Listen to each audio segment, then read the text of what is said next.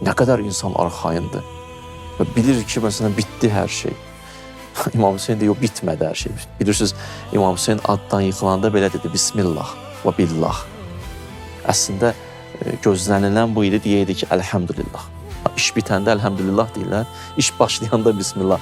İmam Hüseyin sanki dünyaya mesaj verdi ki, bunlar elə bildi, bitdi, mən deyirəm, bitmədi, hər şey başladı. Hər şey buna ilə başladı. İndi görün nələr olacaq. Siz hələ ərbəyini qabaqda görəcəksiniz. Milyonları qabaqda görəcəksiniz. Siz zühurda anlayacaqsınız bu Bismillahın mənası nə idi. Bismillah. Başladıq.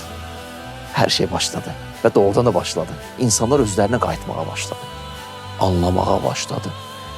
Və hətta Yezidin özü çox başını itirmişdi. Kimisə axtarırdı ki, günahı onun üstünə yıxsın. Dedi, mən deməmişdim bu İbn Ziyadı öldürsün onu. Niyə öldürdü onu?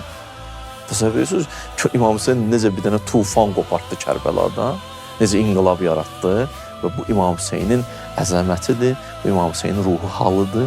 Allah biz o şəxsiyyətdən ayırsanız.